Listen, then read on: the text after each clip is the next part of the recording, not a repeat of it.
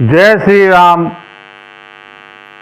मित्रों, अगर आज आपका प्रथम आगमन है इस चैनल पर तो प्लीज़ इस चैनल को सब्सक्राइब कर लें और वीडियो को अगर अभी तक लाइक नहीं किया है तो लाइक कर दें और अपने इष्ट मित्रों के साथ शेयर करें।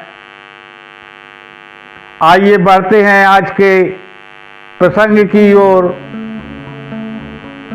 बेला का गौना, ये प्रसंग चल रहा है इस समय। और कल के वीडियो में आपने देखा कि उदल जाकर के चंदन कटवा के लाता है उस चंदन बगिया से और बेला के समीप लेकर के आता है। तब बेला रानी कहती है, ठीक है, अब मेरी चिता सजवा दो। और जैसे ही चिता सजती है, इधर बेला अपना 16 श्रृंगार करती है, पति को अपनी गोद में लिटाती है और आग प्रज्वलित करने का क्रम प्रारंभ होता है। कलशों घी लगाया जाता है। इसके बाद भी जब उस चंदन में आग नहीं लगती तब बेला कहती है, ये चंदन गीला है इसलिए इसमें आग नहीं लग रही है और मैं तुम्हें श्राप दे दूंगी उदल, ये गीला चंदन लेकर के आए हो। तब उदल कहता है, भाभी आप तनिक प्रतीक्षा करें, मैं अभी कन्नौज से चंदन मंगवाई देता हूँ, वहाँ सूखे चंदन की कमी नहीं है। तब बेला रानी कहती है, नहीं, कन्नौज यहाँ से बहुत दूर है और जाओ, मेरे पिता पृथ्वीराज की जो बैठक है वहाँ पर 12 खंभे लगे हुए हैं, उस बैठक के वो खंभे निकाल कर लाओ, मैं उन्हीं में सती होंगी। तब उदल कहता है कि पृथ्वीराज के यहाँ कोई दीपक जलाने वाला नहीं बचा, यानी कि उसका सर्वनाश हो चुका है। और ऐसे में अगर जो कोई उसके यहाँ पहुंच जाएगा तो वो अत्यंत कोप करके लड़ेगा और ये अनुचित भी है किसी दुखी आत्मा को और दुखी करना। इसलिए मैं तो माता नहीं जाऊंगा। सबको अपने प्राण प्यारे होते हैं, वैसे ही मुझे हैं। तब बेला उसको फिर धमकाने का प्रयास करती है और लांछन लगाती है कि शायद तुम्हारी नियत महोबा की गद्दी पर आ गई है या तुम मुझे पाना चाहते हो, तो मैं ऐसी वैसी स्त्री नहीं हूं, तुम्हारा सर्वनाश कर दूंगी। तब उदल कहता है, सुनो, अगर गद्दी की चाह होती तो मैं जाने कब उस गद्दी को प्राप्त कर लेता। जिस दिन भर भादों में निकाल दिया था, हमारे छोटे छोटे बच्चे उन नालों का पानी पीते हुए गए थे और इन जागन ने अपने नगर के द्वार बंद करवा लिए थे, साथ ही साथ अपने तालाबों में लीद घुलवा दी थी कि हम वहाँ रुक करके अन्न जल न कर सकें। ऐसी बातों को सुनकर जागन कायल हो जाता है और कहते हैं, भले हो लाखन राणा का, जिन्होंने परमाल की बुराई का डर नहीं माना था और हमें शरण दी थी। तब ये जगनायक जाकर के उन्हें मना करके लाए और साथ में लाखन राणा भी आए। तो इसलिए मैं वहाँ कभी नहीं जा सकता हूँ। और जो आप कहती हैं कि मैं आपको पाना चाहता हूँ, तो मैं तो अपनी स्वामी भक्ति के पीछे अपनी फुलवा जैसी सुंदर पत्नी को छोड़ करके पराये काज में मर रहा हूँ। मुझे क्या ज़रूरत है जो मैं किसी और की ओर नज़र डालूं। मेरी पत्नी से सुंदर मैं किसी को नहीं मानता हूँ, और आप चाहे जब देख लेना, फुलवा से अधिक सुंदर मेरे लिए संसार में कोई नहीं है। और जब ऐसी बातों को सुनती है बेला, तो तत्काल अपना पैतरा बदल देती है और धावन को बुलाती है, कहती है जाओ लाखन राणा को लेवा करके लाओ। और लाखन से कहती है कि आप अपने कन्नौज जा कर के अपने पद्मा रानी के साथ में रहें, क्यों यहाँ व्यर्थ में जान देते हैं, क्योंकि ये तो धरती सूरों की है, यहाँ वीरों का काम है।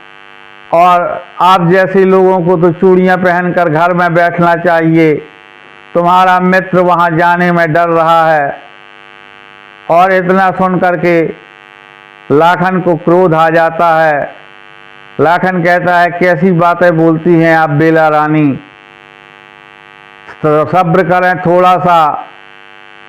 मैं उस दिल्ली से ही वो 12 खंबे लेकर के आऊँगा। ना अभी मेरी हथनी बुद्धि हुई है, ना मेरी तलवार में बल आ गया है जो मैं लड़ने से पीछे हट जाऊं। अभी भी मेरी भुजाओं में इतना ही बल है। ऐसा कह कर के लाखन ऊदल से कहते हैं मित्र अब देर का काम नहीं है, पूंछ का डंका बजवाओ। और लाखन के साथ में ढेवा, जागन, ऊदल, इंदल, सैयद, धनुआ, हिरसिंह, बीरसिंह, सातन राजा, ये सारे सूरमा तैयार होते हैं, क्योंकि मोर्चा बड़ा था, कोई कसर नहीं छोड़ना चाहते हैं। क्योंकि एक सामाजिक बात है कि जब आप किसी का घर ही उजाड़ने के लिए पहुंच जाएंगे, तो अवश्य में वो अपना पूरा संघर्ष करेगा। ये बात ये भी जानते थे, और इसी बात को सोच करके ऊदल ने साफ इनकार कर दिया था। उसने श्राप का भी भय नहीं माना था। लेकिन लाखन राणा ने जोश जोश में इस बात को स्वीकार कर लिया और सेना चल दी। और दिल्ली पहुंचकर ये अपनी सेना के 3 भाग करते हैं, और उन तीनों भागों में अलग अलग संचालन की जिम्मेदारी देते हैं। एक सेना में सैयद रहते हैं, एक में सातन राजा और सिंघा जो परहुल का राजा था, और एक सेना में रहता है ढेवा। तीनों सेनाओं के अलग अलग काम थे। तो जाकर के ढेवा ने एक पास ही के पुरवा में उनके आक्रमण कर दिया। पृथ्वीराज जब वो खबर सुनता है, वो उधर के लिए निकल जाता है, और इधर ये चंदन के खम्भ उखाड़ने के लिए किले का फाटक तोड़ देते हैं ऊदल और लाखन, और घुस जाते हैं उस महल में। और जब महल के सारे खम्भ उखाड़ लेते हैं, तब तक पहरेदार जाकर के चौड़ा से कहते हैं कि रात में कोई आया है, वो खंभे उखाड़ रहा है।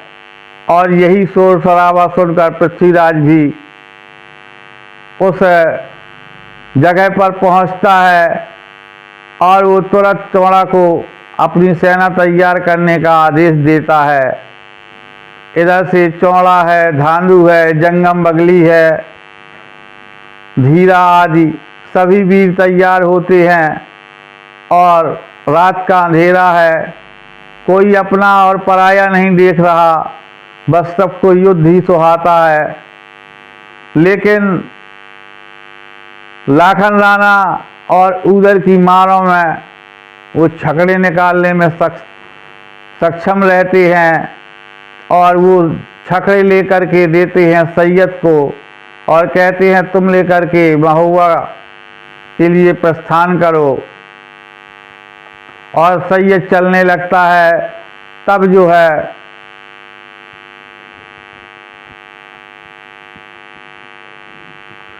चौड़ा कहता है धांधु देखो छकड़े निकल न जाएं। और धांधु जब पहुंचता है उस मोर्चे पर, अगर कह दिया जाए तो दिल्ली में सबसे वीर सामंत अगर कोई था तो धांधु था। और जब वो युद्ध भूमि में पहुंचता है तो वो एक ललकार देता है, सामने धनुआ आता है, बड़ा युद्ध भयंकर होता है। एक दूसरे के घात प्रतिघात को बचाते हुए एक बार धांधु के द्वारा ऐसा होता है कि धनुआ मारा जाता है। तब उसके बदले में हरसिंह आते हैं, उनका युद्ध प्रारंभ हो जाता है। इधर नगर के भीतर लाखन राणा कहते हैं रोज ऐसा मौका नहीं मिलेगा, मैं तो आज संयोगन का बदला लूंगा।